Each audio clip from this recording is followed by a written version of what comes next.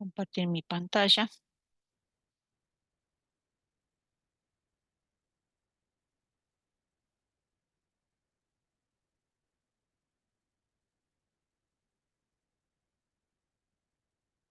Bueno, allí ya le sale mi pantalla, ¿no?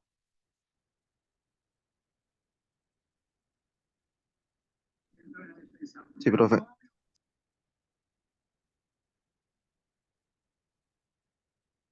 Bueno,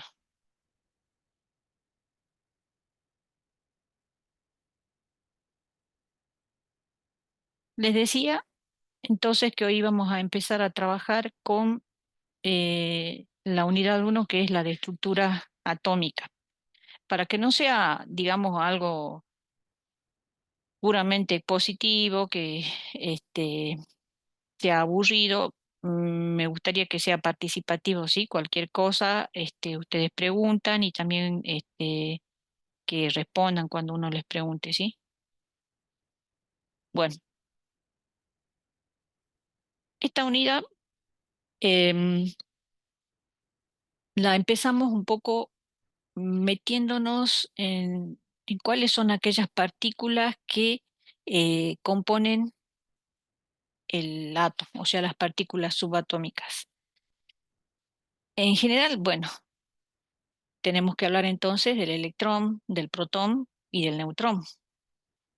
Estas partículas se fueron descubriendo a lo largo de la historia en base a experiencias que los científicos han ido desarrollando y han ido teniendo evidencia de la existencia de estas partículas. Y en base a eso se han ido recabando información, como esas partículas, como por ejemplo la masa, la carga. Entonces, en la primera tablita, por ejemplo, les estoy mostrando eh, tabulado la masa del electrón, del protón, del neutrón. Y si miramos, me interesa que tengamos una idea eh, comparativamente qué diferencia hay entre ellos. Por ejemplo, el electrón, fíjense en el valor de la masa, y la del protón y neutrón. Si nosotros miramos los valores, vemos que tanto protón y neutrón tienen masas muy parecidas. La del neutrón es un poquito mayor que la del protón, pero vemos que el protón, si comparamos la masa del protón con la del electrón es mucho más pequeña, ¿sí? Es mucho más pequeña. Tienen una relación de alrededor de los 1800, o sea que el protón es 1800 veces más pesado que el electrón, más o menos, ¿sí? Le estoy dando una idea nada más de la diferencia. Em, ¿En qué influencia esto? Bueno, eso es justamente lo que llevó a decir o a postular en muchos libros de química se lo dice, que la masa del átomo prácticamente está concentrada en el núcleo, porque como ven en la imagen, el protón y el neutrón, ellos están en el núcleo y los electrones se encuentran eh, en la periferia del núcleo, ¿sí? Entonces se dice que la masa del átomo está prácticamente concentrada en el núcleo. ¿Y esto por qué? Es justamente porque la masa del electrón es despreciable o muy pequeña en comparación a la del protón y el neutrón. En cuanto a las cargas, bueno, la carga del electrón nosotros en este seminario para cálculo la vamos a usar varias veces, que es 1,6 por 10 a la menos 19 coulombios. La del protón la misma, nada más que, ¿qué pasa? El electrón tiene carga negativa, por eso está apareciendo el menos acá, y el protón carga positiva. En cuanto a valores, bueno, similar, nada más que diferente el signo.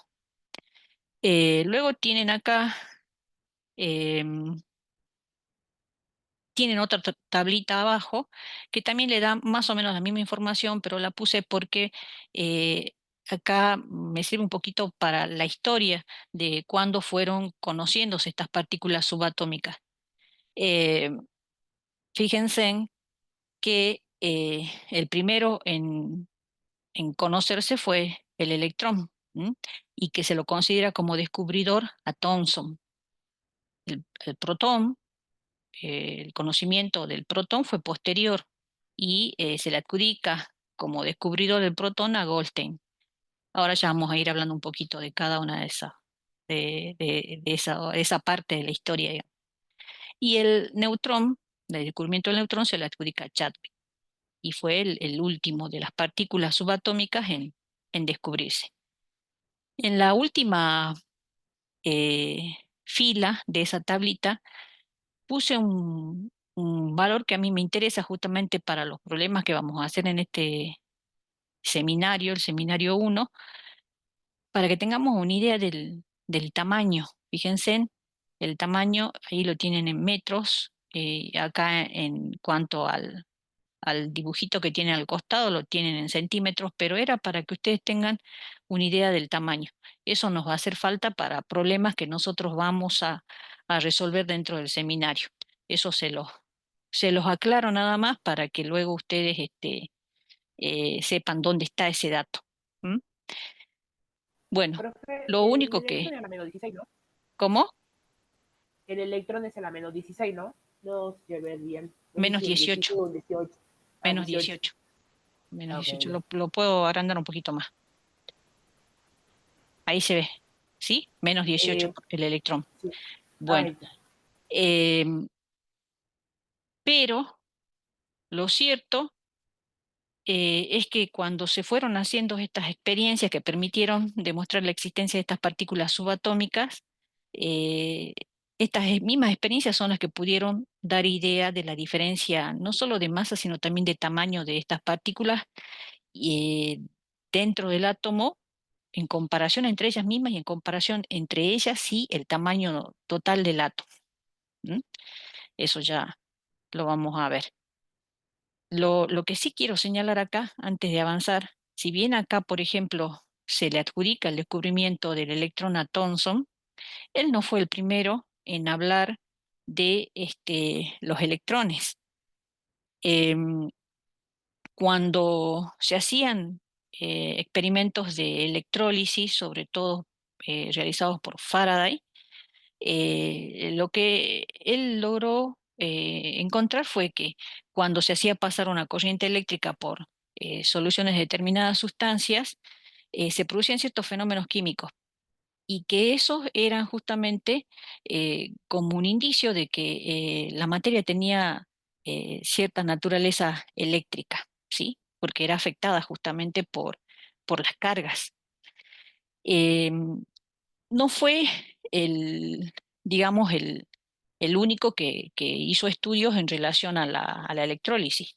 Stoney también hizo experiencias de electrólisis, pero él lo que postuló en base a sus experimentos es que las cargas que eran transferidas durante esos fenómenos de electrólisis eh, eran debidas a la existencia de alguna unidad de carga que él inclusive le quiso poner el nombre de electrón. Él ya comenzó a hablar de electrón, pero la idea de Stoney de la existencia de esa unidad de carga era más bien intuitiva. En cambio, a Thomson se lo considera como descubridor del electrón porque él va más allá, él confirma la existencia del electrón y del tipo de carga que tiene el electrón porque él realiza experiencias con tubos de rayos catódicos. Bueno. Acá lo que les estoy mostrando es simplemente un esquemita que me da una idea de cómo han ido evolucionando los distintos modelos atómicos de los cuales vamos a hablar ahora así brevemente y rápidamente. O sea, inicialmente se creía eh, que la materia estaba constituida por una unidad pequeñísima y que no había algo más pequeño que eso, que era el átomo. Esto lo postulaba el Dalton, o sea, consideraba que el átomo era la unidad más pequeña que podía constituir la materia. Thomson hace experiencia con estos tubos de rayos catódicos y él va a postular a raíz de los resultados de su experiencia un modelo de pasas de uva o pastel de pasas, como dice allí. Cuando Rutherford este modelo, bueno, no podía ser aceptado porque tenía fallas, ya lo vamos a ir viendo en la medida que vayamos viendo el tema esto de la historia. Rutherford hace experiencias con bombardeos, con partículas de helio, de láminas de oro, y a raíz de los resultados de su experiencia, él llega a proponer ese modelo nuclear, donde ya él distingue dentro del átomo un núcleo y propone que los electrones están orbitando alrededor de ese núcleo. Y bueno, surgen algunos estudios o experiencias donde ya comienza a vislumbrarse lo que son indicios de lo que es la teoría cuántica con Planck, y entonces surge el modelo de Bohr. Y el modelo de Bohr ya habla de la cuantización de la energía, entonces propone niveles de energía dentro del átomo. O sea, se parece al modelo de Rutherford, pero allí ya los electrones no están en cualquier nivel, sino que están en determinados niveles de energía permitidos. Eso es el modelo de Bohr. Bueno, ese modelo de Bohr funcionaba de 10 para explicar el átomo de hidrógeno, o sea, el átomo más simple que había, que tenía un solo electrón. Pero si ya hablábamos de átomos más complicados, que tienen espectros eh, con transiciones que aparecen en ese espectro porque tienen muchos más electrones más complicados, ya el modelo de Bohr no podía explicarlo. Tampoco podía explicar la existencia de los subniveles. Entonces, este modelo no permitía analizar cómo podía ser la estructura del átomo para poder tener ese tipo de espectro. Entonces llegamos ya al modelo actual, que sería el modelo de Schrödinger, que es un modelo probabilístico eh, y que es el actual, digamos, es el que tiene en cuenta el principio de certidumbre y la dualidad onda-partícula. Eso sería un pantallazo general de lo que vamos a ver ahora un poquito más en detalle. Bueno, arrancamos y recordemos que habíamos hablado que al principio, bueno, Faraday fue el que daba indicios de que había cierta naturaleza eléctrica de la materia, porque, bueno, eh, había fenómenos químicos que se producían si atravesábamos con una corriente eléctrica una solución. Em, Stoney también dijo lo mismo, pero fue Thomson el que realizó experiencias con estos tubos de rayos catódicos, que básicamente eran unos tubos que estaban perfectamente sellados, donde se había practicado un vacío, o sea, se saca todo el aire que tenga, pero como no se lograba tener en realidad un vacío total, allí quedaba algo de aire o gas, podría decirse. Por eso, bueno, dicen que había gas, pero a muy baja presión. Lo que se hacía era poner unas placas, conectarlas a una fuente de alto voltaje, alrededor de 10.000 volts, se hacían pasar y lo que se veía era la generación de un rayo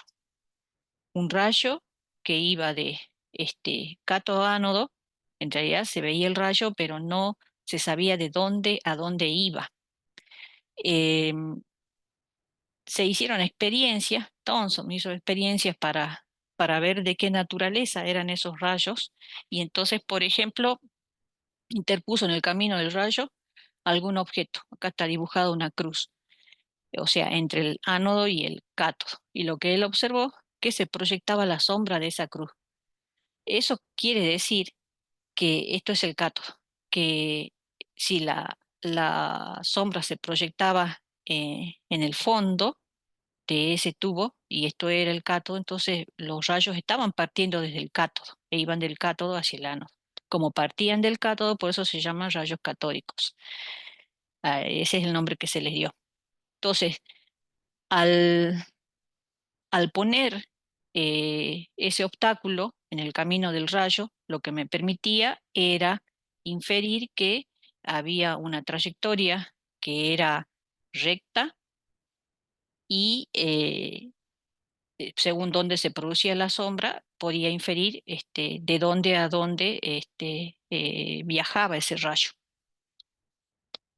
Otra experiencia que hicieron fue poner un pequeño molinete en el camino del rayo y entonces pudieron ver que giraba. Eso lo que les dio la idea es de que esos rayos catódicos, al incidir con ese molinete, lograban hacerlo girar porque debían estar constituidos por alguna partícula que hacía que gire al chocar contra, bueno, las aspas de ese pequeño molinete. Entonces eso les daba eh, la idea de que estaba constituido por partículas que tenían masa. A esos rayos catódicos, para ver si tenían carga, los probaron con campos magnéticos y con campos eléctricos. Acá tenemos por eso un imán y acá unas placas que estarían representando la acción de un campo eléctrico. Y lo que se vio en ambos casos es que el catódico se desviaba. Fíjense en que se desviaba.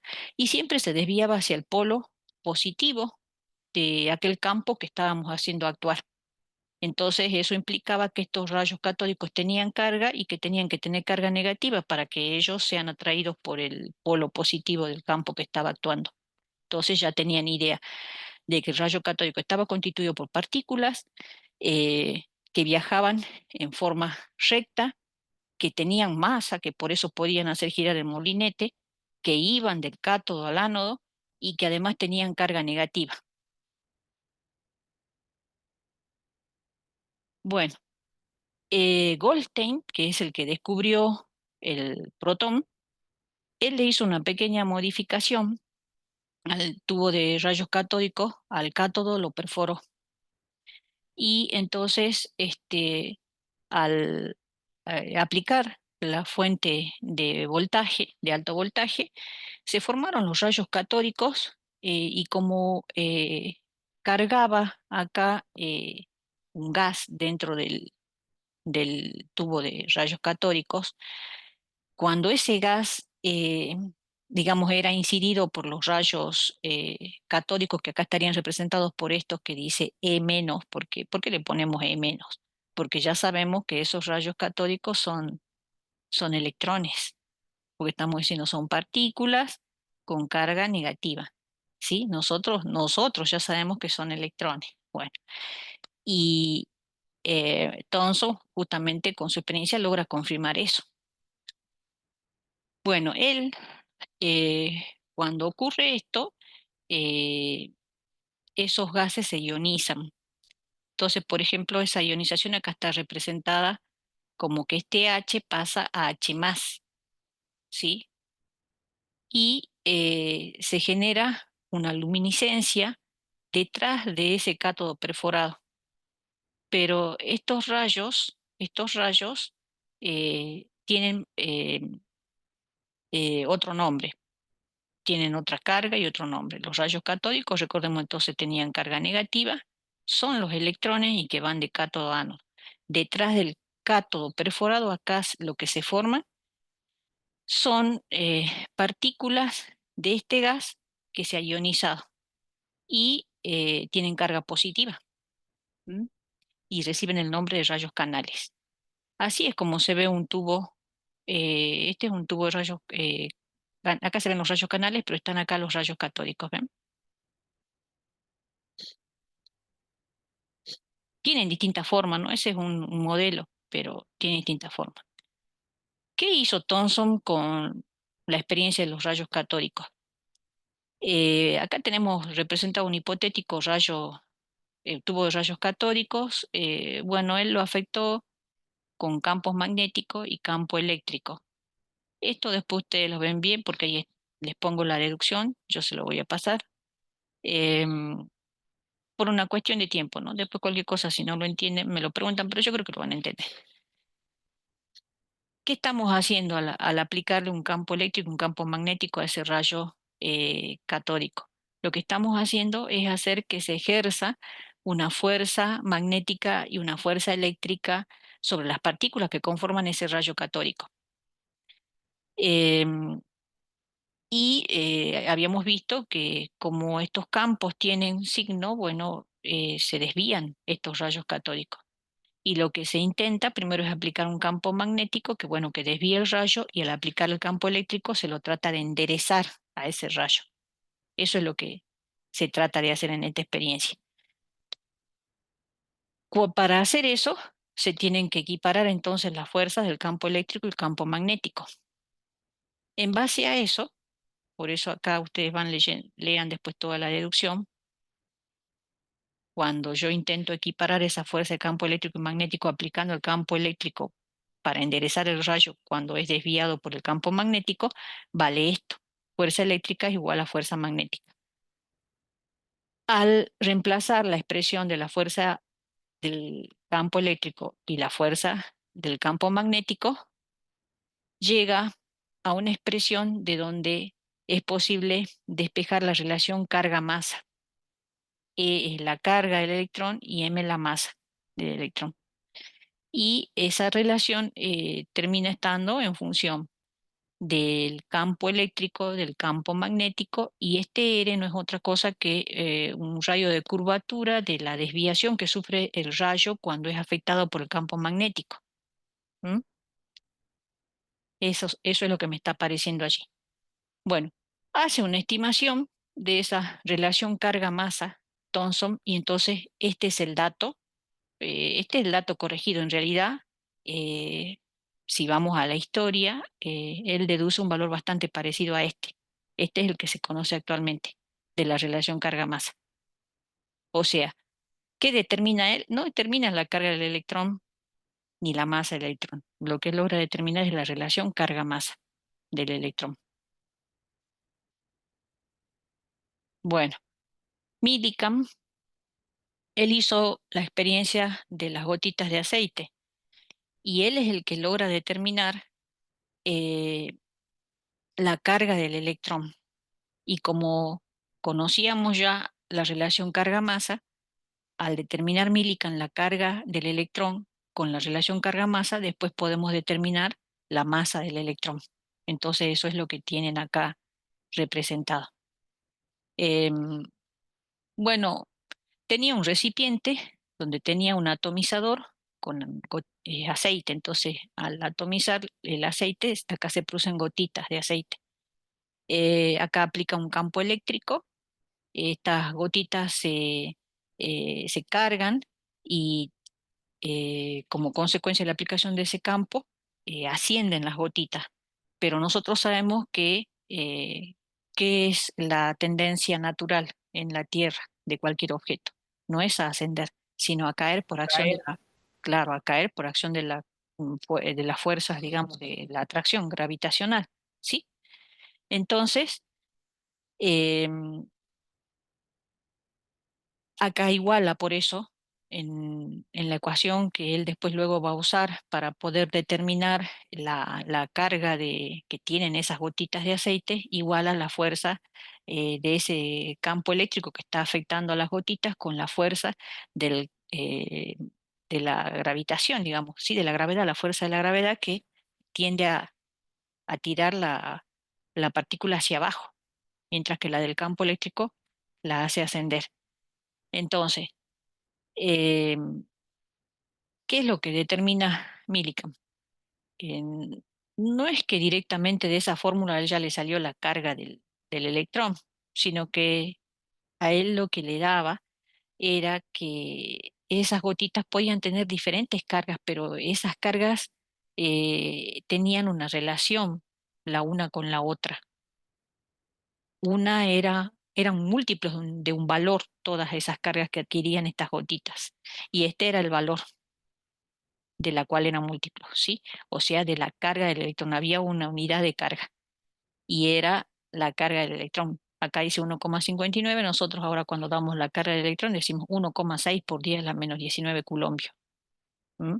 Entonces las gotitas tenían estas cargas, un múltiplo, por eso acá dice carga igual a n por e, donde n vale 1, 2, 3. O sea, las gotitas se cargaban con un múltiplo de la carga del electrón. Esa era la carga que adquirían las gotitas. Bueno, conocido esa unidad de carga que determina Millikan con ayuda de la relación carga-masa determinada por Thomson, entonces nosotros ya podemos conocer o estimar la masa del electrón. Bueno, eso es lo que fue ocurriendo históricamente, las determinaciones que se pudieron ir haciendo.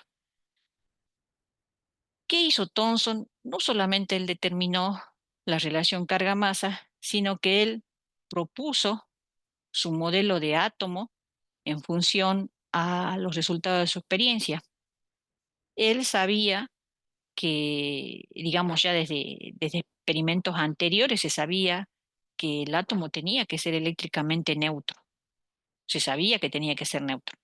Y por medio de su experiencia, Thomson determinó que esos rayos catódicos estaban constituidos por partículas que tenían carga negativa y que se les iba a llamar el electrón.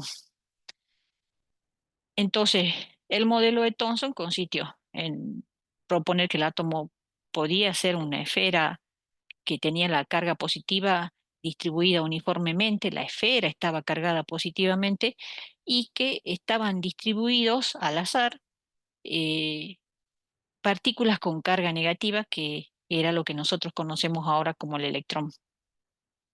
Este es el modelo del budín de pasa, ¿eh? O pastel de pasas de Thomson. Pero allí el electrón es como algo estático, ¿sí? Como si fuera algo que está metido ahí en una especie de budín nada más. Bueno, el modelo de Rutherford. Rutherford propone otro modelo en base a su experiencia, que fue el de trabajar con una lámina de oro. Acá tenemos la lámina de oro. ¿Ven, no? Lo que estoy indicando con el cursor, porque yo indico y no sé si ustedes lo ven. Sí, sí Sí se se ve, ve el profe. curso, profe. Bueno, eh, él trabajó con una lámina de oro que la colocó en medio de una pantalla fluorescente. Él la colocó en medio de una pantalla fluorescente, y a esa lámina de oro la bombardeó con partículas alfa que provenían de una sustancia radiactiva. En algunos libros dicen que esta fuente de partículas alfa estaba metida dentro de un bloque de plomo y que era un trozo de un material radiactivo que podría ser, por ejemplo, polonio. Las sustancias radiactivas suelen emitir eh, una mezcla de radiaciones, ¿sí? Ellos suelen emitir radiaciones alfa, beta y gamma. En este caso, la sustancia radiactiva que se empleó eh, se consideraba que estaba emitiendo sobre todo radiación debida a partículas alfa. Las partículas alfa no son otra cosa que núcleos de helio cargados positivamente, ¿sí? Eso son las partículas alfa. Eso es importante resaltarlo porque es importante saber qué tipo de carga están teniendo estas partículas alfa, ¿sí? Carga positiva. Eso lo tengamos bien claro. Entonces, ¿qué se observó? Cuando hacía ese bombardeo con partículas alfa a la lámina de oro, se supone que acá hay en la lámina de oro muchos átomos de oro, eh, él consideró que en base a esto iba a analizar eh, qué ocurría con estos rayos en función de las cargas que podía tener el átomo de oro. Entonces, ¿qué vio? Él vio que la mayoría de los rayos que tenían que ver con estas partículas alfa atravesaba la lámina como si nada. O sea, lo atravesaban como si no estaría la lámina. Algunos eran desviados y otros rebotaban directamente, o sea, no la podían atravesar. Entonces, en base a esto y teniendo en cuenta que las partículas alfa tenían carga positiva, ¿qué infiere respecto de la forma del átomo? Infiere que tiene que ser algo así, como lo que está acá. O sea, que tiene que haber un núcleo con una carga positiva y que la carga positiva esté concentrada allí, y eso entonces explicaría por qué esta partícula rebota directamente. O sea, esta partícula, ¿por qué rebotó? Rebotó porque justo dio allí, en el núcleo, fue rechazada, repelida directamente. Esta se dispersa levemente porque a lo mejor pasó cerca, le pasó como a esta. Casi lo choca, bueno, lo dispersa. Esta partícula le dio al núcleo y es rebota. ¿Y la mayoría qué hizo? La mayoría pasó nada más, pudo atravesar. ¿Por qué? Porque si bien hay un núcleo que concentra la carga positiva, el tamaño del átomo es muy grande en comparación al tamaño del núcleo. Entonces, eso explicaría por qué la mayor parte de las partículas alfa pasaron como si nada a la lámina. ¿Cómo se daba cuenta de esto? Porque esta pantalla fluorescente, justamente, se veía la fluorescencia en la zona donde incidían las partículas alfa. Por eso sabía si eran desviadas, si lo atravesaban, si era dispersada levemente. De esa manera podía saber. Esto permitió rechazar el modelo de Thomson, porque si fuera válido, este es el modelo de Thomson. Todos los rayos, o sea, las partículas alfa hubiesen atravesado la lámina como si nada, porque estaba toda la carga distribuida uniformemente. En cambio, acá al estar concentrada la carga positiva en el núcleo, esto era la única forma en que podíamos distribuir las cargas dentro del átomo para explicar por qué había alguna que rebotaba fuertemente, otra que era desviada y la mayoría lo atravesaba como si nada. De esta experiencia, bueno, Rutherford propone este modelo, ¿sí? El modelo donde tenemos un núcleo que concentra la carga positiva, los electrones giran alrededor en órbitas circulares y propone que el átomo es muy grande en comparación al núcleo, que el núcleo es muy pequeño y de hecho es así. En muchos libros ustedes pueden encontrar que si comparamos el tamaño del núcleo con el tamaño del átomo, sería como comparar, por ejemplo, una aguja colocada en el centro de la cancha de River, por ejemplo. La cancha de River es el átomo y el núcleo sería una aguja que la colocásemos ahí en el centro de la cancha, más o menos así. Esa diferencia de tamaño entre lo que es el núcleo y el tamaño del átomo. Bueno, ¿se va entendiendo, chicos?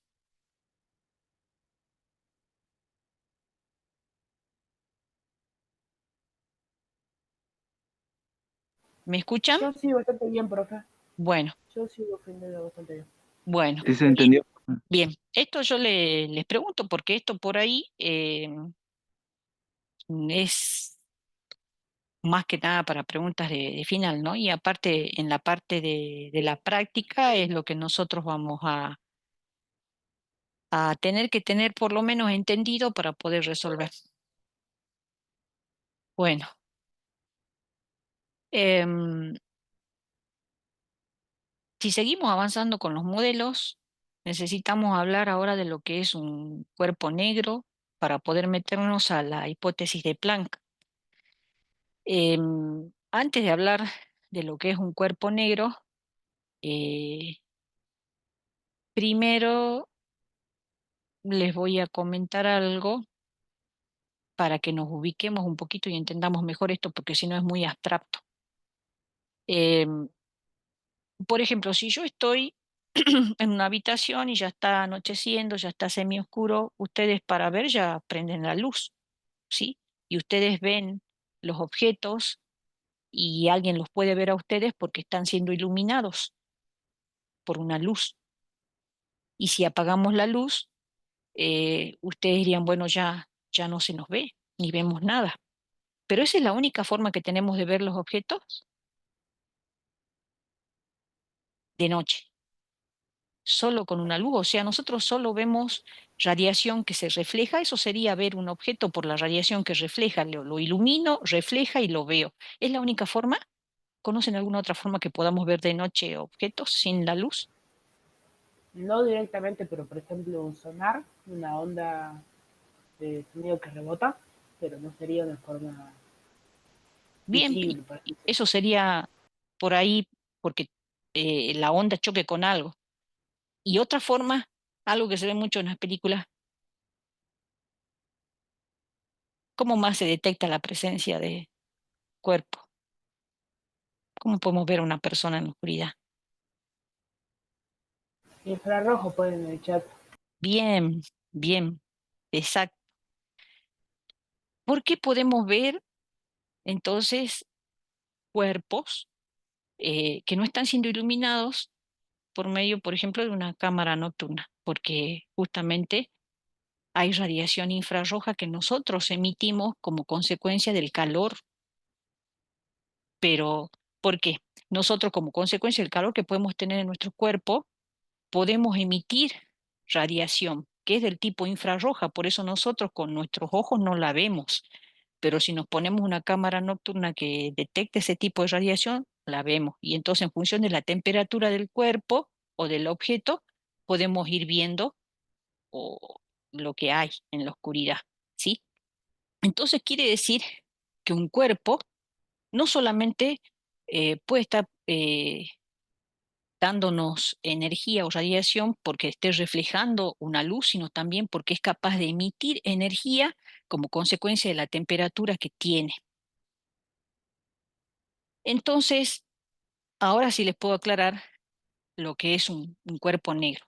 Se considera un cuerpo negro, es un objeto que no tiene existencia real porque un objeto, un cuerpo negro propiamente dicho no existe, pero se define en la física un cuerpo negro como un cuerpo que es capaz de absorber toda la energía y que no refleja nada, pero sí es capaz de emitir la radiación, pero no la refleja. Entonces, ¿qué hicieron los físicos?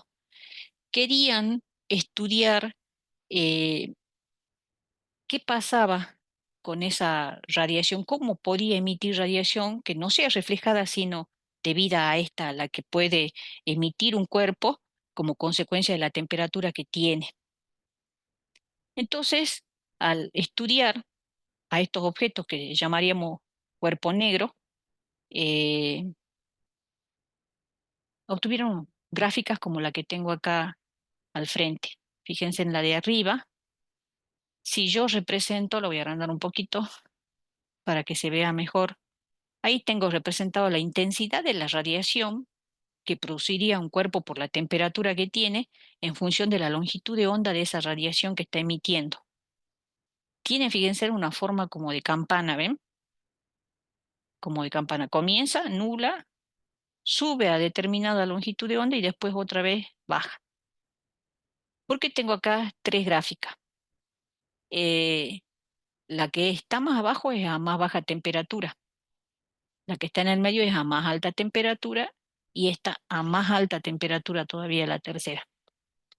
Quiere decir entonces que un cuerpo que esté a mayor temperatura va a emitir más radiación en la zona de las bajas longitudes de onda, ¿ven? Me voy para este lado, me voy para las más bajas longitudes de onda. ¿Mm? Esto es lo que pasa experimentalmente. Esto es lo que pasa experimentalmente. Y esto es justamente lo que ha posibilitado saber o tener idea de las temperaturas, por ejemplo, de las estrellas. ¿Mm? A ver, O sea, para cantidad de infrarrojo que emiten. a ver qué pasa que sí, se me fue el gráfico. Quería mostrarles justo el gráfico que no sé qué pasó. Se fue el gráfico. Bueno, a ver si tengo otro. Raro que se dejó de ver. O no lo ven ustedes, ¿no? Se me los gráficos que tenía acá. Todos encima. No, no se No, ve, profe. los gráficos. Bueno, esto parece raro, raro.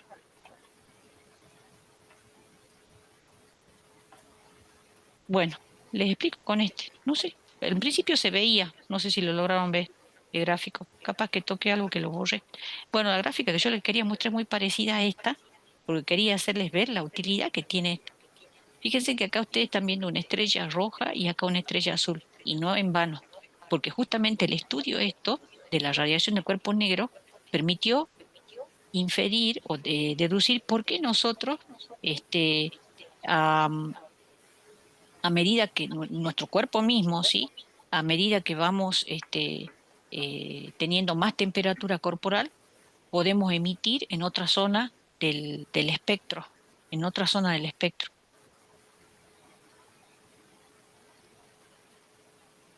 Bueno, raro que se me haya ido la gráfica y todas encima. Tenía allí unas gráficas que quería mostrarles. Bueno, igual, raro. Les explico sobre esto y les dibujo. Corro un poquito. Resulta que en esta zona, acá tengo longitud de onda, ¿sí? Y acá tengo intensidad de la energía que emite. En esta zona yo tengo el infrarrojo, corresponde a las longitudes de onda del infrarrojo. En esta zona yo tengo la zona del visible, esta zona, es la del visible, por los valores de longitudes de onda, ¿eh? Y en esta zona yo tengo la zona del ultravioleta, ultravioleta, ahí. Bueno, cuando un cuerpo se va calentando, el cuerpo emite, pasa de emitir del infrarrojo, que es radiación que no veo, y me voy corriendo hacia el visible, cuanto más caliente, y puedo llegar al ultravioleta. ¿Por qué? Porque a medida que el cuerpo se va calentando, va emitiendo radiación de menor longitud de onda que me permite ir desplazándome en el espectro. Entonces, de repente puedo pasar de la zona del infrarrojo, que es una radiación que yo no veo, a la zona del visible que ya veo. ¿M? Y si se fijan acá más abajo, miren acá, acá tienen representado el arco iris de la zona del visible. ¿Ven? Acá estaría el color rojo y acá está el azul. ¿Lo ven? Entonces quiere decir que cuando más caliento el cuerpo, me voy así. En azul estoy representando cómo se mueve la longitud de onda que emite el cuerpo que se calienta por la gráfica que les había mostrado. Esa es la explicación de por qué en esta zona tengo yo el color rojo. Acá, acá tengo el color rojo y acá tengo el color azul. Cuando yo aumento la temperatura, me corro hacia allá. Entonces, las estrellas más frías tienen este color, porque caen acá, en esta zona, a menor temperatura. Y yo avanzo hacia allá cuando el cuerpo está más caliente. Y en esta zona tengo el color azul. Entonces, las estrellas más calientes se ven de color azul. ¿Mm? Esa es una explicación. Bueno, ¿qué problema? ¿Se entiende eso, chicos, o no? Sí, sí. Bueno, em, acá a lo que quiero llegar es que los físicos clásicos, mm, consideraban que la radiación que puede emitir un cuerpo es continua, o sea que constantemente está emitiendo energía.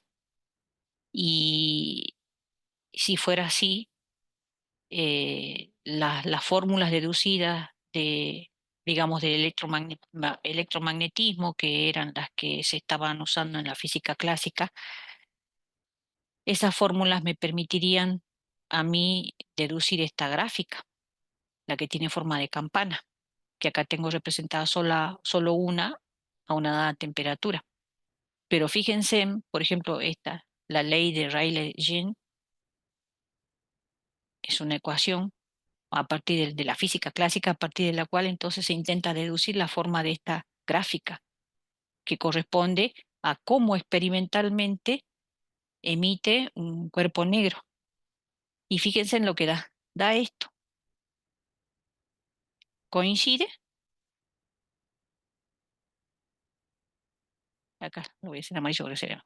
Esto es lo que da según la fórmula de Rayleigh-Jean, que corresponde a la física clásica. ¿Coincide con la campana?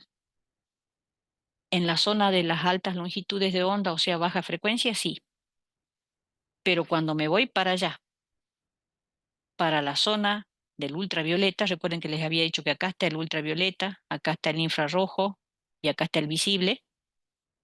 Cuando me voy para esa zona del ultravioleta, miren lo que dice según las leyes de la física clásica, hacia dónde se va la energía emitida, hacia dónde se dispara.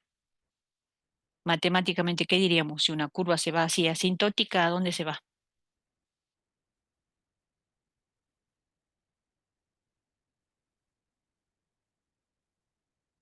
¿A dónde se va? Infinito. ¿Ah? Infinito. Al infinito. Cuando ustedes tienen una gráfica así, ustedes dicen infinito. Bueno, acá pasa lo mismo, ¿sí? Se dispara. O sea, según la física clásica, no se podía explicar el fenómeno de radiación del cuerpo negro. No se podía replicar, digamos, estas formas de campana de la gráfica, de cómo emite un cuerpo negro experimentalmente, sino que usando la fórmula de física clásica, se dispara la gráfica, o sea, me dice que va a emitir infinita radiación en la zona de las bajas longitudes de onda, o sea, de la alta frecuencia. Y eso no es cierto. Y cuando yo hablo de la zona de las bajas longitudes de onda, o sea, alta frecuencia, estoy hablando de la zona del ultravioleta. Por eso, a ese gran error, digamos, en lo que se puede inferir desde la física clásica, se le denominó de esta manera, catástrofe ultravioleta. Eso es lo que van a encontrar en los libros como catástrofe ultravioleta. Y esto es bien importante dentro de lo que es el estudio de la estructura del átomo, porque justamente esto es lo que ha dado pie al comienzo de la física cuántica, porque la física clásica, que consideraba que un cuerpo estaba irradiando de manera continua, no podía explicar con sus ecuaciones eh, por qué ocurría esto. Y es porque los cuerpos no emiten de manera continua energía, sino que lo hacen en forma de cuantos de energía. Y eso lo propone Planck. En su hipótesis, Planck, y él es el, digamos, por eso se lo considera como el padre de la física cuántica, él propone la cuantización de la energía. Él dice que la energía no se transmite o no se emite, digamos, de manera continua, sino en forma de paquetes o cuantos.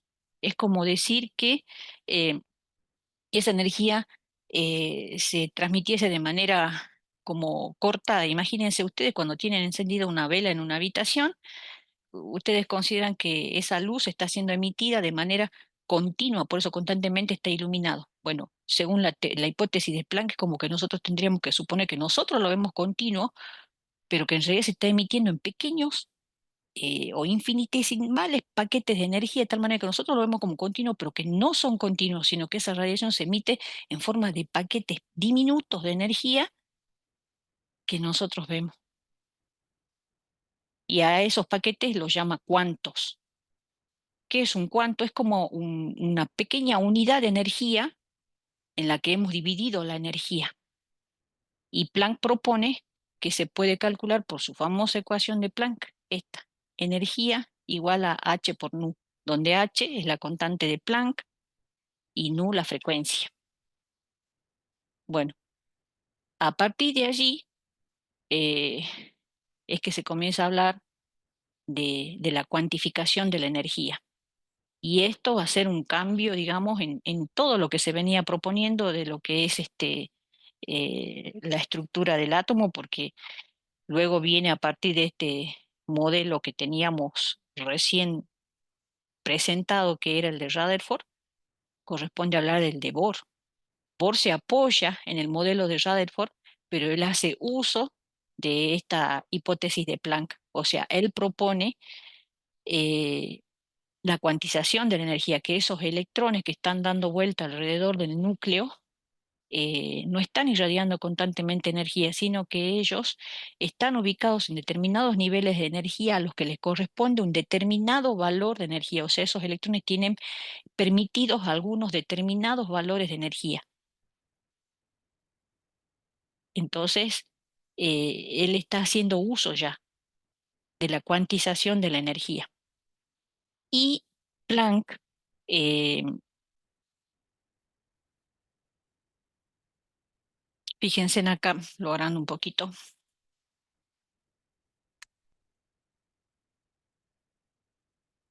antes que me pase de allí, lo aclaro. Em, Esta ecuación, la ecuación de Planck, donde tengo yo la constante de Planck, también ustedes la pueden tener expresada en función de la longitud de onda, ¿sí? Este nu está directamente relacionado con la longitud de onda a través de la velocidad de la luz, que vale 3 por 10 a la 8 metros sobre segundo. ¿Mm? ¿Qué dice Bohr? Bohr postula en su modelo apoyándose en, digamos, en la hipótesis de Planck, que la energía que tienen estos electrones está cuantizada y que ellos giran alrededor, en órbitas circulares alrededor del núcleo, pero que tienen permitidos ciertos valores de energía y que, por lo tanto, a cada órbita, que sería el camino que sigue el electrón, le corresponde un determinado valor de energía y que no es otra cosa que un múltiplo de la relación, ¿m?, entre h sobre 2pi, siempre y cuando estamos hablando acá en este segundo postulado del momento angular que tiene. El momento angular, recuerden que es una propiedad directamente relacionada con el movimiento de giro que hace el electrón alrededor del núcleo. ¿Qué más postula? Eh, que ese electrón que está girando alrededor del núcleo no está irradiando constantemente energía, sino que lo puede hacer solamente si es que se produce algún salto de ese electrón, ya sea de un nivel de menor energía a uno de mayor energía, en cuyo caso tendría que absorber energía, o bien de un nivel de mayor energía a uno de menor energía y tendría que emitir energía. Siempre esa energía, ya sea absorbida o liberada, se la puede calcular por la ecuación de Planck. Bueno, lo que les muestro allí es un poco para mostrarles que esto que propone Bohr no era válido para cualquier átomo. El modelo de Bohr es perfecto, pero para el átomo de hidrógeno, o sea, para ese átomo que tiene un solo electrón. Y él calcula los radios de los distintos niveles de energía para el átomo de hidrógeno por medio de esta relación. R sería el radio de, de cada uno de los niveles de energía para el átomo de hidrógeno. N es el número cuántico principal, que sería el número de nivel de energía, y este A con este cerito encima sería el radio de Bohr, que corresponde al radio cuando N vale 1, o sea, el primer nivel de energía. La energía de cada uno de esos niveles la calcula haciendo la relación entre una constante que recibe el nombre de constante de Rydberg sobre el número cuántico principal elevado al cuadrado. Ese número cuántico, que yo lo estoy llamando número cuántico principal, n, me da el nivel de energía. Por ejemplo, acá lo voy a achicar un poquito. Acá tendría yo el núcleo, en esta zona. Ahí estaría el núcleo. Entonces, esto es n igual a 1, correspondería a esta primera órbita, ¿sí? N igual a 2, lo voy a hacer con otro color, n igual a 2 sería la segunda. Acá en celeste está pintado el núcleo. Bueno, y así sucesivamente. Entonces, acá lo que tengo son representados de manera horizontal, ya no como órbitas, a cada uno de los niveles de energía. ¿Se entiende? Entonces, él usa un número que se llama número cuántico principal, n, para designar a cada nivel de energía. Y el electrón que se encuentra en cada uno de esos niveles de energía tiene un valor permitido de energía que está dado por esa fórmula. ¿Mm? Eso es lo que determinó Bohr. Bueno, esto que está representado acá con líneas de colores, donde dice serie de Balmer serie Lyman. No son otras cosas que transiciones de los electrones de un nivel a otro. Porque recuerden que entre los postulados del modelo de Bohr, sí, acá les puse los tres. El primero que me decía que los electrones giran alrededor de órbitas, digamos, alrededor del núcleo en órbitas circulares, que eh, no tenía el electrón permitido estar en cualquier nivel de energía, sino que tenía que estar en un determinado nivel de energía que correspondía con la relación que hay entre el momento angular y que sea un múltiplo de la constante de Planck sobre 2pi. El tercer postulado me decía que solamente va a radiar energía ese átomo en caso de que haya una transición de electrón, ya sea de un nivel de menor energía a uno de mayor o viceversa. ¿M? Entonces, esas líneas que me están apareciendo acá están haciendo alusión a esas transiciones, o sea, un electrón está pasando, eh, un electrón está pasando de un nivel de, ay, ¿qué pasó? Un electrón está pasando de un nivel, en este caso sería de mayor energía a uno de menor. Fíjense, tengo N1, N2, N3, N4, N5 y N infinito.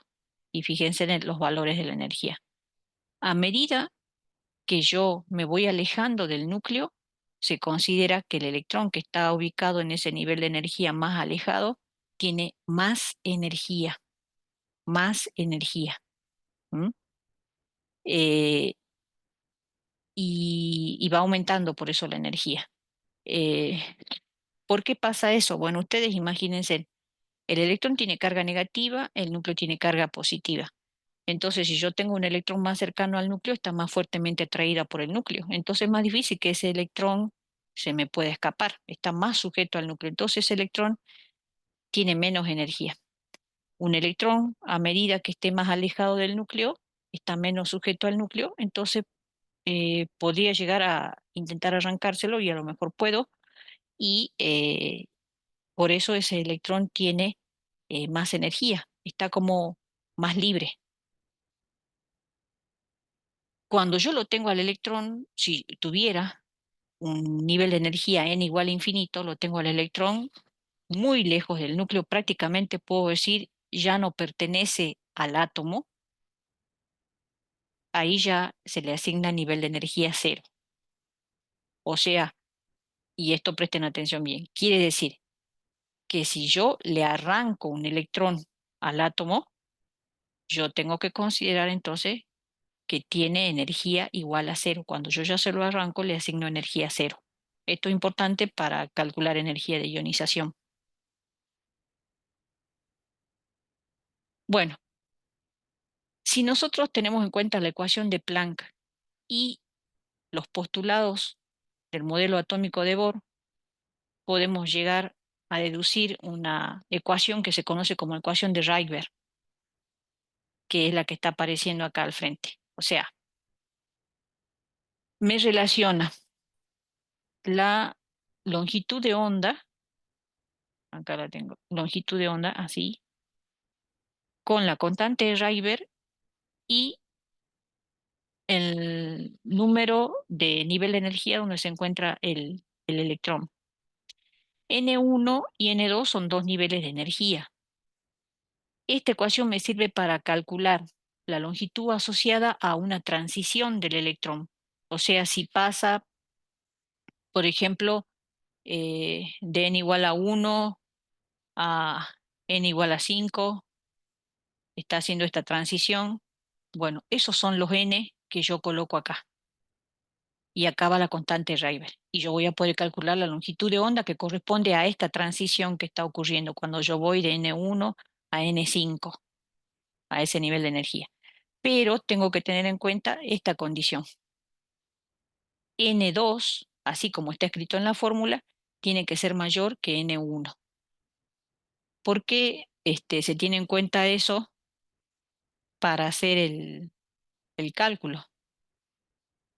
Este tiene que ser mayor que este para que esto no me dé negativo, porque no existen longitudes de onda negativas, ¿sí? Entonces, este numerito N2 tiene que ser mayor que N1 y corresponden al nivel de energía, a los números, los niveles de energía entre los que está habiendo la transición del electrón.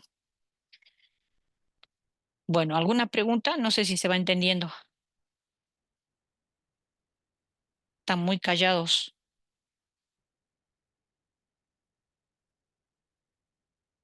¿Se va entendiendo? Sí, profe. Sí, profe. Bueno, eh, les explico. Ustedes me dicen que sí se va entendiendo, pero por ejemplo nadie me preguntó qué es esto.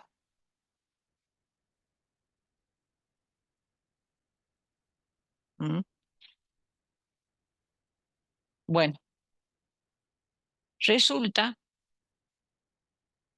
estábamos hablando ahora de las transiciones que puede sufrir el electrón del átomo de hidrógeno. Estamos hablando del modelo de Bohr, entonces estamos hablando del átomo de hidrógeno. Recuerden que el modelo de Bohr funciona de 10, pero para el átomo de hidrógeno. No puede explicarme las transiciones estas que se observan para los átomos que tienen más de un electrón. Esto de series de Balmer, series de Lyman y las otras que están apareciendo allí tienen que ver con de dónde a dónde se producen esas transiciones del electrón. Fíjense en la serie de Balmer. La serie de Balmer me está marcando estas tres transiciones. ¿De dónde? Del nivel 5 al nivel 2, del nivel 4 al nivel 2, del nivel 3 al nivel 2 y así. Quiere decir que la serie de Balmer está constituida por todas las transiciones de los electrones que caigan en n igual a 2. Si el electrón se está trasladando de cualquier nivel de energía a n igual a 2, corresponde a la serie de Balmer. O sea, acá está emitiendo y corresponde a la serie de Balmer. Si todas las transiciones corresponden de cualquier n hasta n igual a 1, corresponde a la serie de Lyman. ¿Mm? Eso es lo que me está apareciendo. Y esta tablita me resume las otras transiciones. Miren, Lyman, cuando el electrón cae al nivel 1. ¿Desde dónde? De cualquier otro. El electrón se traslada del nivel 2, 3, 4 a n igual a 1. Siempre que caiga a n igual a 1, pertenece a la serie de Lyman. Quiere decir que voy a ver una serie de líneas que corresponden a energía emitida por ese átomo cuando se producen esas transiciones de los electrones y que caen en la zona del ultravioleta. Quiere decir que, bueno, yo la voy a poder ver o no. Si cae en la zona del ultravioleta, ¿yo puedo ver la radiación ultravioleta? No. No, no la veo. En cambio, si las transiciones dentro del átomo corresponden a que el electrón caiga de los niveles 3, 4, 5, etcétera, siempre al nivel 2, corresponde a la serie de Balmer. Y Balmer corresponde a la zona del espectro del visible. Como cae en la zona visible, esas son las que yo puedo ver, las que corresponden a la serie de Balmer. Quiere decir que yo, si veo que un electrón está cayendo de, esto es N5, N4, N3, N2, N1, está cayendo el electrón de N5 a N2, como siempre la energía aumenta hacia arriba, para que caiga desde acá hasta acá el electrón, tiene que perder energía, porque está pasando de un nivel de mayor energía a uno de menor. Entonces acá va a haber emisión de energía. Y yo la voy a ver, la voy a ver. ¿Por qué? Porque como está cayendo al nivel 2, corresponde a serie de Balmer que cae en la zona del visible. Y voy a ver un color. ¿Qué color voy a ver? Y bueno, yo tendría que calcular con esta ecuación cuál es la longitud de onda que corresponde a esa transición. Conociendo la longitud de onda, yo voy a saber en qué parte del espectro estoy y entonces a qué color corresponde. podré saber qué color se ve. ¿M? Y bueno, si las transiciones se producen a otros niveles de energía, como es que si todas las transiciones de electrón caen al nivel 3, corresponde a la serie de Paschen y correspondería a la zona del infrarrojo cercano, y así sucesivamente. O sea, son radiaciones que yo eh, no las puedo ver. Así, a ojo desnudo, yo no las puedo ver. Solo veo lo que cae en la zona del visible. ¿M? Bueno, ¿cómo puedo calcular esas longitudes de onda que se emiten cuando se producen las transiciones del electrón? Por medio de esta fórmula, la fórmula de Rydberg. ¿Sí?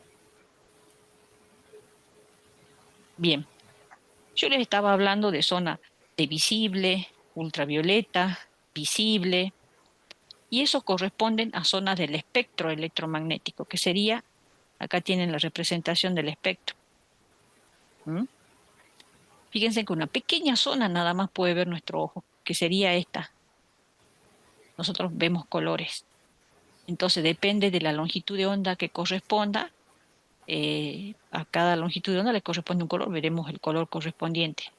Nosotros vemos la zona del espectro comprendida entre los 400 nanómetros a 700 nanómetros y dependiendo del valor de la longitud de onda es el color que vemos. Si un cuerpo está emitiendo radiación fuera de esa zona pequeñita que cae entre los 400 y 700 nanómetros, ya sea por arriba o por debajo, nuestro ojo no lo ve. ¿Y qué radiaciones pueden ser? Por ejemplo, están eh, los rayos X, los rayos gamma, que son radiaciones que tienen mucha energía, o sea, de longitud de onda corta. Fíjense en los valores de la longitud de onda. Acá las tienen a longitud de onda en nanómetros. Miren, son pequeñitas las longitudes de onda, pero las radiaciones que tienen corta longitud de onda tienen mucha energía. Tienen mucha energía. Por eso los rayos X, los rayos gamma son radiaciones penetrantes. Son radiaciones penetrantes. De hecho, por eso con los rayos X nos hacen las radiografías, ¿eh? Nos atraviesan. En cambio, radiaciones, como por ejemplo, tenemos la infrarroja, microondas, las ondas de radio. Fíjense en cómo son las longitudes de onda. Acá están. Ya no están en nanómetros porque son longitudes de onda más grandes. Ya están en centímetros, en metros, en kilómetros. ¿M? Tienen longitudes de onda más grandes. Entonces son de menor energía. ¿M? Esto es el espectro.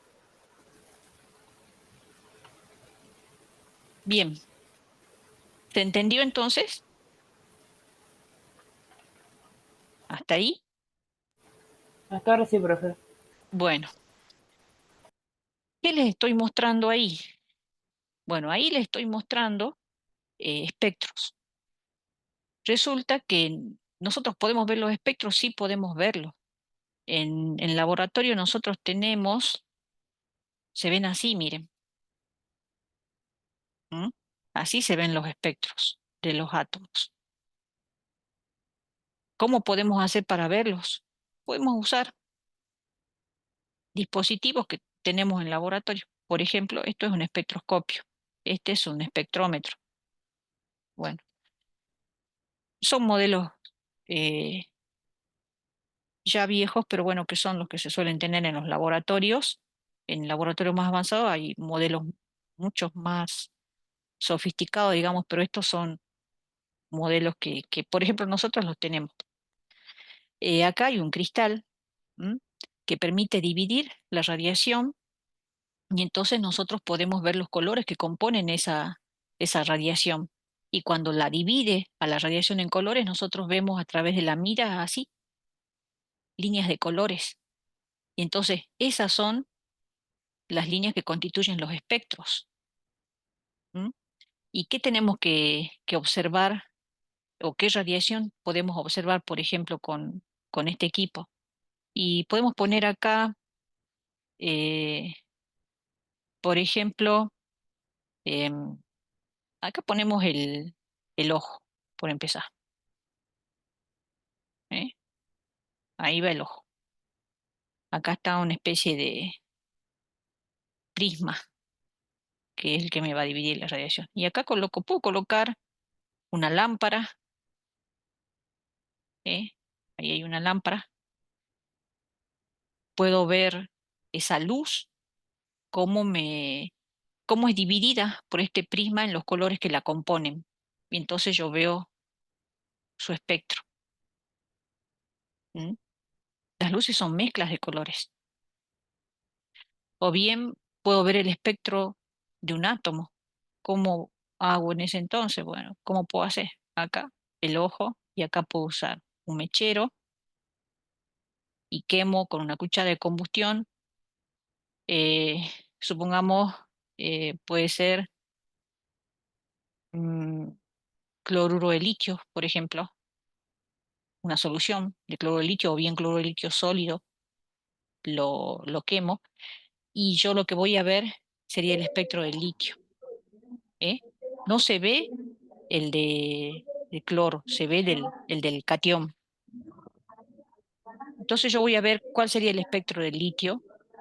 Puedo ver, alguien prendió un micrófono, si lo pueden apagar, por favor, que está saliendo en el audio. Podría poner acá, por ejemplo, una lámpara de sodio.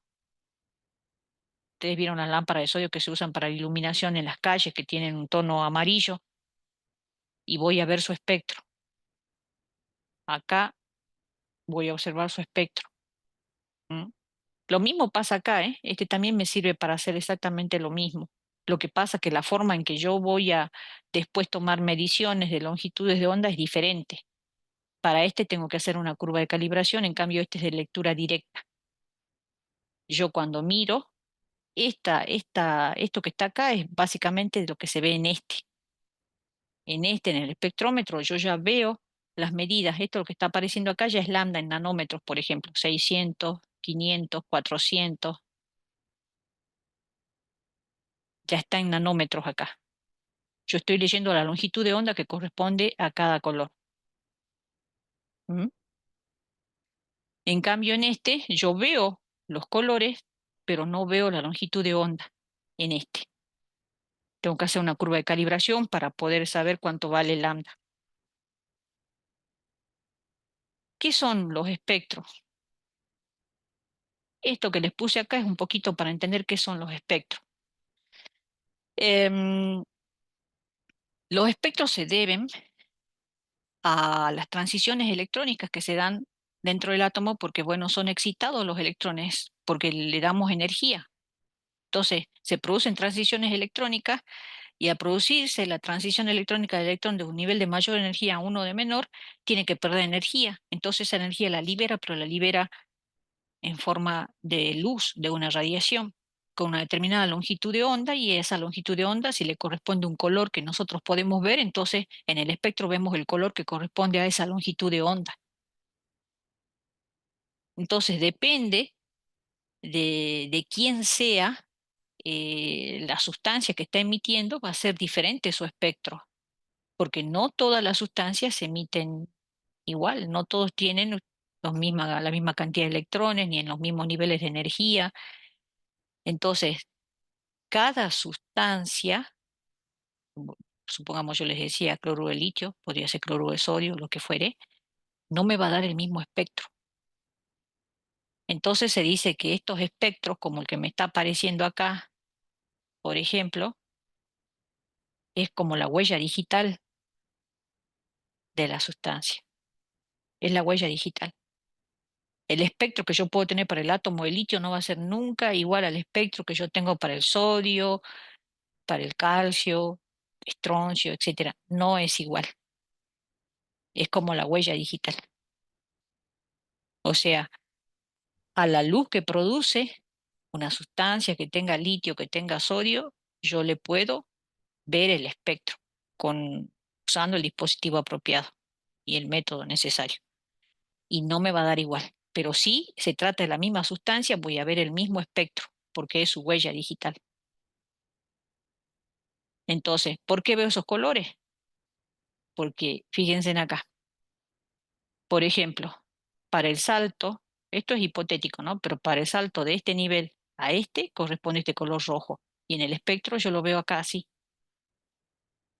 Para el salto de este nivel a este nivel, este tiene una longitud de onda que corresponde a un color verde y yo lo veré y así. O sea, y yo puedo ir calculando la longitud de onda para cada salto con esa fórmula que les di, la fórmula de Rayber, y puedo ir viendo si yo tengo el espectro electromagnético, a qué longitud de onda corresponde cada color y puedo saber qué color se ve en el espectro. ¿Mm? ¿Se entendió? Sí, profe. Bueno, todo eso, eh, esto que hemos visto acá de las series de Lyman, Balmer, Paschen, Brackett, Found, todo esto es para el átomo de hidrógeno, ¿sí? Lo que hemos visto acá, el espectro electromagnético, para cualquiera. O sea, los cuerpos pueden emitir y cuando emiten radiación puede caer dentro de alguna zona del espectro electromagnético. Si la vemos, cae en el visible. Si no la vemos, puede ser que caiga en la zona de las radiaciones más poderosas, como rayos X, rayos gamma, o bien en las zonas de las radiaciones más débiles, como son microondas, ondas de radio. ¿Mm? Bueno, esto era simplemente para hacerles ver que si bien esto parece algo abstracto, no es tan así. O sea, nosotros podemos ver los espectros que se forman cuando eh, un gas, un cuerpo, un elemento lo calentamos y emite radiación. Podemos ver su espectro y es característico de la sustancia. Bueno, nosotros habíamos llegado hasta el modelo de Bohr, pero habíamos dicho que ese modelo de Bohr solamente le servía al hidrógeno. ¿Por qué no le sirve a los otros? Bueno, al estudiar los espectros, lo que vieron los científicos es que em, acá, por ejemplo, fíjense, ¿ustedes ven una sola línea roja o una sola línea amarilla o una sola línea verde?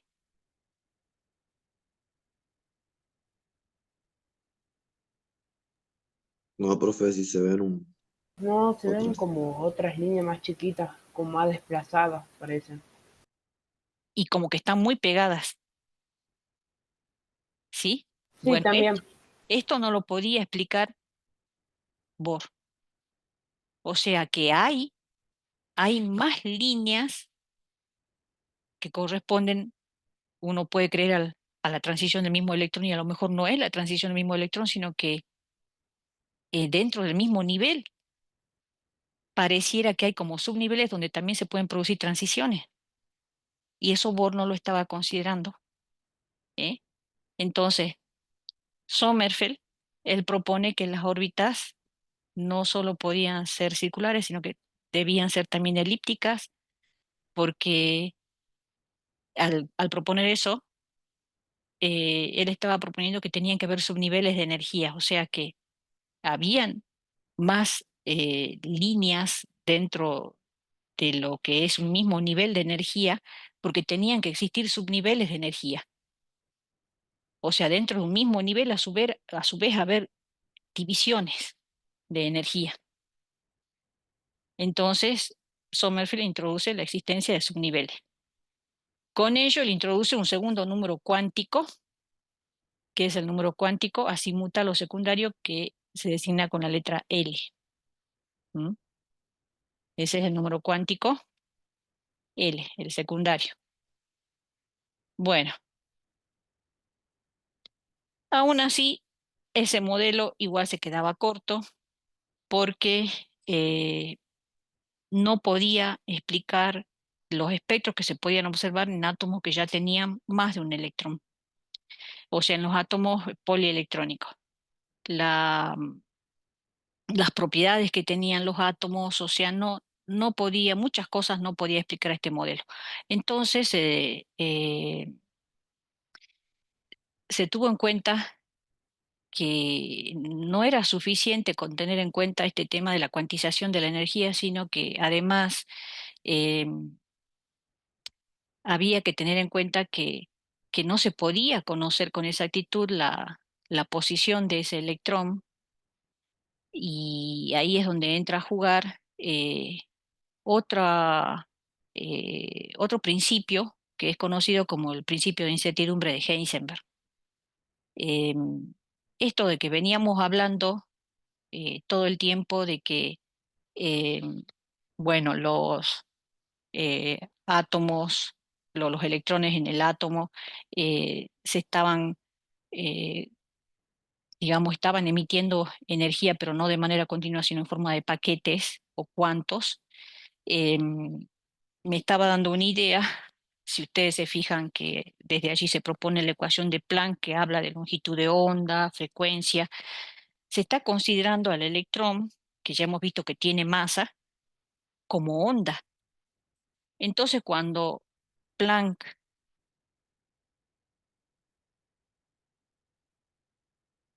Planck propone esa ecuación, su ecuación, si ya sabíamos que el electrón tenía masa, o sea que es una partícula, y le estamos asignando frecuencia, longitud de onda, estamos considerándolo también como onda. Eso quiere decir que ya desde Planck se estaba insinuando indirectamente que había una dualidad onda-partícula. ¿M? Había una dualidad onda-partícula. Y es de Broglie, Luis de Broglie, que propone la dualidad onda-partícula, ya de manera bien explícita. Y además Heisenberg, con su principio de incertidumbre, propone que en realidad, ¿por qué todos estos modelos que se habían propuesto hasta ahora fallaban? Porque él dice que no es posible para las partículas subatómicas establecer de manera simultánea la posición y la cantidad de movimiento que puede tener el electrón. Y bueno, que por eso cualquier precisión en la ubicación del electrón no puede ser certera, sino que tiene que ser más bien algo probabilístico. Y así es como surge el modelo atómico actual, basándose entonces en la cuantización de la energía, en la dualidad onda-partícula y en el principio de incertidumbre. Entonces el modelo atómico actual es un modelo probabilístico que se apoya entonces en la dualidad onda-partícula que está dada por el principio de Louis de Broglie, que propone, bueno, que a cada partícula nosotros le podemos asociar una longitud de onda, que una partícula puede tener propiedades de onda. ¿Y eso qué significa? Eso significa que una partícula, por ejemplo, puede sufrir una difracción, una interferencia, que son propiedades que tienen las ondas. Y esa longitud de onda que le podemos asociar a la partícula, podemos calcular con esa fórmula. Lambda igual a h, que es la constante de Planck que veníamos nombrando, sobre la masa por la velocidad. Masa por velocidad es cantidad de movimiento, que la podemos designar con la letra P. Por eso es que está escrita de otra fórmula también la dualidad onda-partícula.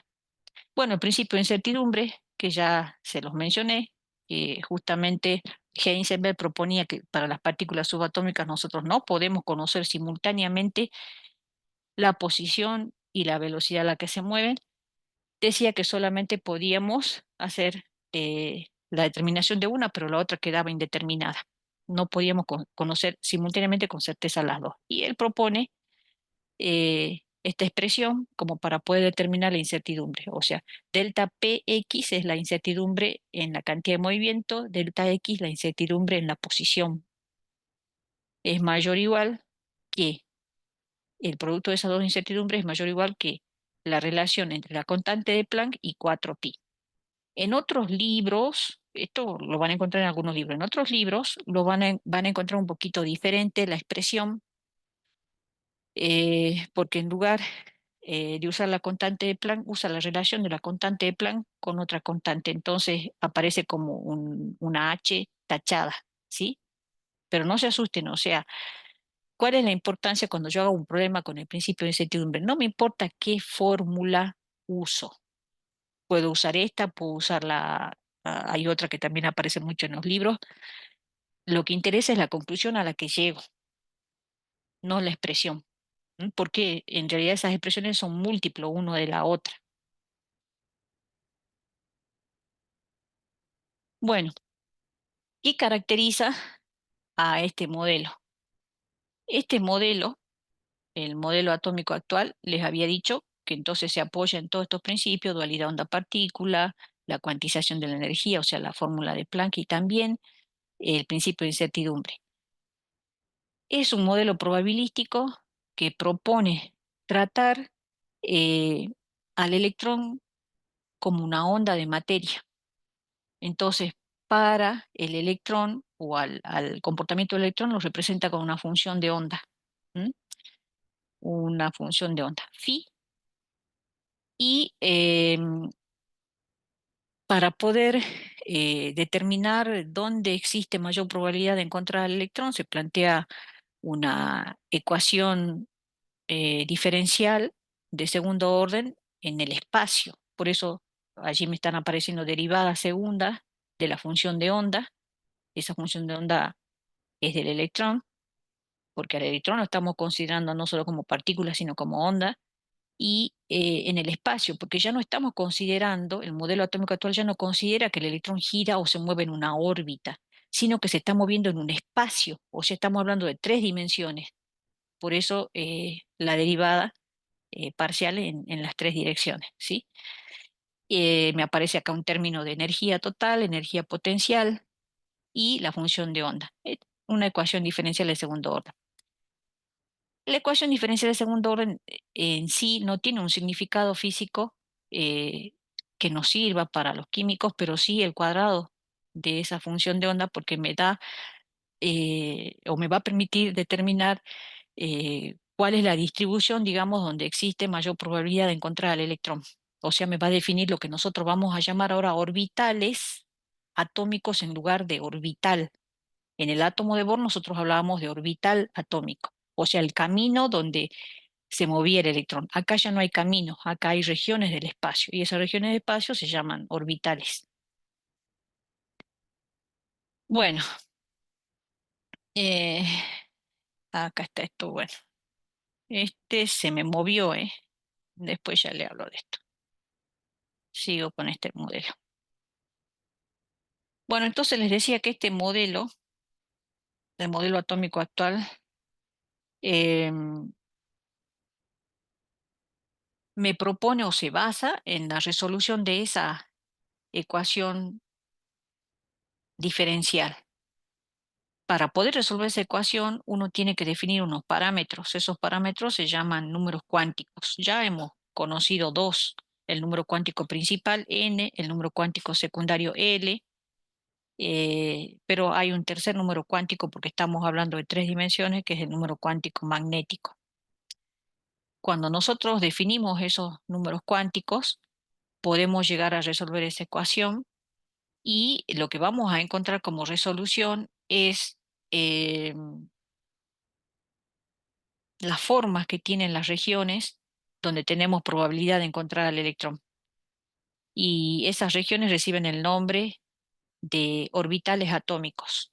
Entonces, lo que les estoy mostrando allí son los orbitales atómicos, que pueden ser, bueno, las posibles regiones donde pueden encontrarse el electrón. Ya son regiones del espacio.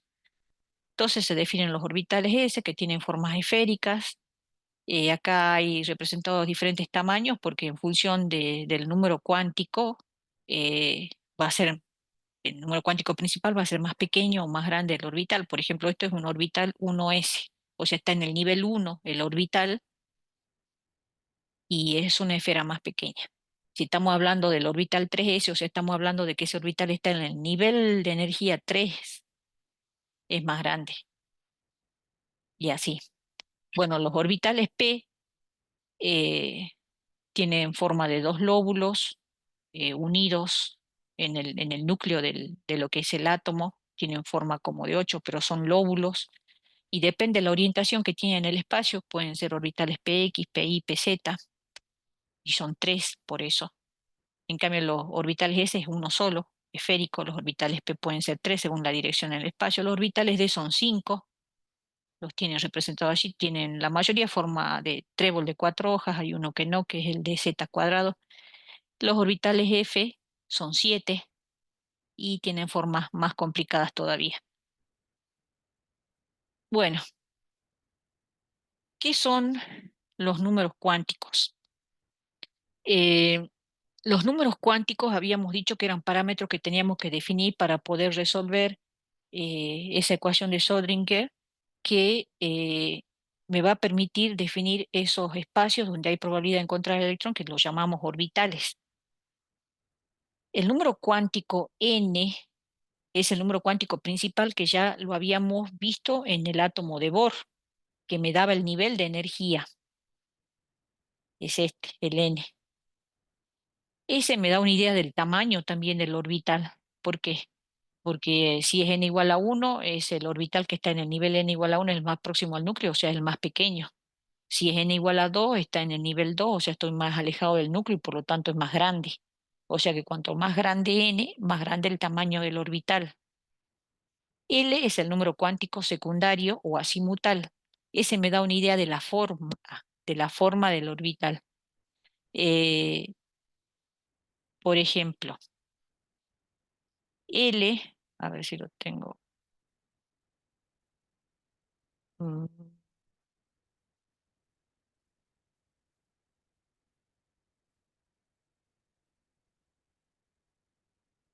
Acá se lo pongo. L, si L vale 0,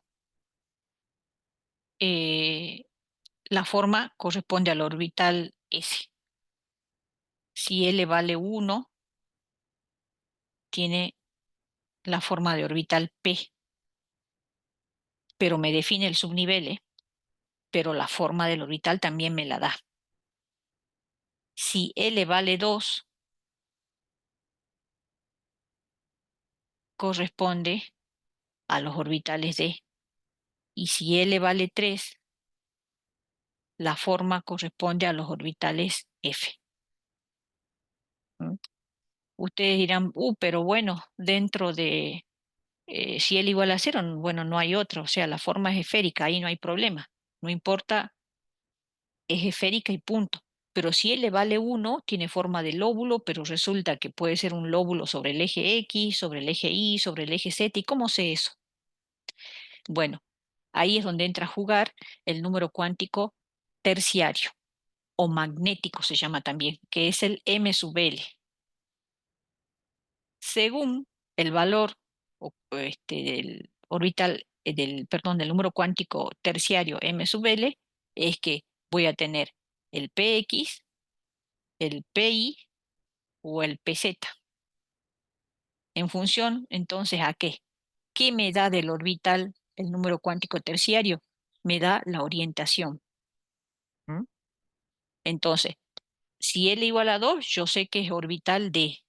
Pero para saber cuál D es, ¿qué número cuántico me hace falta entonces? A ver si se entendió.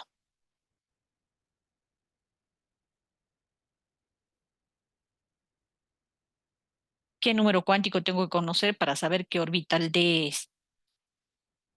El M. El M. O sea, según cuál sea M sub L, yo voy a saber si es este o es este o este. Y lo mismo acá. Necesito saber el M sub L para saber cuál de los F es. Entonces quiere decir que para yo tener identificado perfectamente cuál orbital es donde se encuentra el electrón, yo necesito conocer cuántos números cuánticos.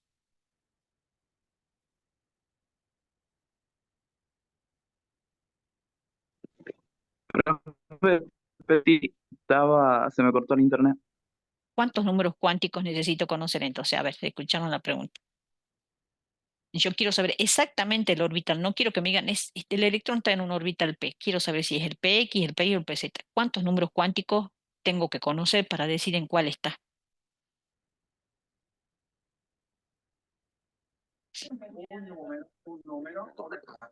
Tres. Tres, muy bien, tres. Porque si yo conozco solamente el número cuántico principal, el N, yo voy a saber en qué nivel está nada más el electrón. Si yo conozco el número cuántico principal perdón, el número cuántico secundario L, voy a saber qué forma tiene nada más. O sea, voy a saber si es un S, un P, un D o un F, pero nada más. Si yo conozco además M sub L, ahí sí ya sé en qué nivel, qué forma y cuál de todos los P o todos los D es el orbital. ¿M? Por eso es que acá, fíjense, si ustedes miran bien el diagramita que les puse, orbital dice, orbital. Con N solo conozco el tamaño del orbital. Con L solo conozco la forma. Con M sub L conozco la orientación. Si yo solo conozco N y L, solamente voy a saber la energía que tiene el orbital. Voy a tener una idea de dónde está, entonces voy a tener una idea de la energía. Pero no sé todavía cuál es exactamente el orbital. Para saber bien definido cuál es el orbital, tengo que conocer los tres números cuánticos. Ahora, para saber dónde está el electrón, no me es suficiente saber los tres números cuánticos. ¿Por qué? Porque resulta que cada orbital se llena con dos electrones.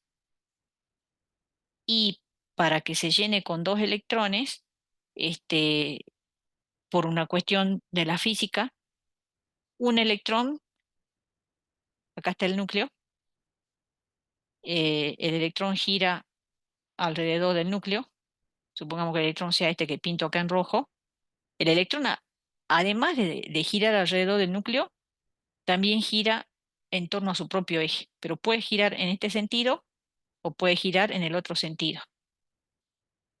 Entonces, para que los electrones me completen un orbital, no puedo poner dos electrones que giren en el mismo sentido sobre su eje. Si uno gira en un sentido, el otro tiene que girar en el otro sentido. O sea, eso se dice que tiene que tener espines opuestos. Y este sentido de giro opuesto, que lo dibujado acá con flechita, contraria me da el cuarto número cuántico que se llama spin. ¿Mm? Ese puede tener estos dos valores, menos un medio y más un medio. Y va a depender de si gira en un sentido o en el otro. Entonces, para tener descripto todo con respecto al electrón, dónde está exactamente el electrón y cuál electrón es, necesito saber también el spin, número cuántico spin. ¿Mm? En esta tablita, ustedes tienen resumidos los números cuánticos, cómo se llaman, qué valores puede tomar. El número cuántico principal puede tomar valores, números enteros desde el 1 en adelante, el número cuántico secundario desde 0 hasta n-1, o sea que depende del anterior. El número cuántico magnético puede tomar valores desde menos L, pasando por 0 hasta más L, y el número cuántico spin puede tomar solo dos valores, menos un medio y más un medio. En la cuarta columna les dice qué dato me dan. El número cuántico principal me dice en qué nivel está el electrón. El número cuántico secundario me dice el subnivel y el tipo de orbital. El número cuántico magnético me dice la orientación del orbital. Y el número cuántico spin me dice, bueno, que ese comportamiento de imán del electrón, esto es porque gira sobre su propio eje nada más, en un sentido o en el otro. Bueno, allí tienen cómo estarían distribuidos esos niveles energéticos y dentro de esos niveles energéticos los subniveles de energía. Hemos visto que esos subniveles están dados por el número cuántico principal secundario y que podían ser subnivel S, T, eh, F, en función del valor que tome. Y ahí está la distribución. Bueno, acá lo que les estoy mostrando es cómo sería la distribución de esos niveles de energía y de los subniveles si consideramos un átomo como el átomo de hidrógeno, donde nosotros sabemos que tenemos un solo electrón. Sería simplemente así. O sea, en el nivel 1, el orbital 1s. En el nivel 2, el orbital 2s, 2p. Fíjense que son todos de la misma energía si está en el nivel 2. En el nivel 3, todos los orbitales de la misma energía si estoy en el nivel 3. Porque solamente tiene un electrón no hay ninguna interacción más posible allí. En cambio, si yo tengo un átomo polielectrónico, o sea que tiene más de un electrón, cuando el átomo tiene que colocar en sus órbitas o orbitales más de un electrón, eh, los electrones son todos de carga negativa. Entonces, entre ellos también comienza a haber fuerzas de repulsión. El núcleo los atrae, pero a la vez entre ellos se repelen. Entonces hay interacción entre ellos. Eso va a hacer, fíjense, por ejemplo, en nivel 2 donde yo tengo los orbitales 2s y 2p, la diferencia que hay con el átomo de hidrógeno acá, están todos con el mismo nivel de energía. En cambio, en el polielectrónico no.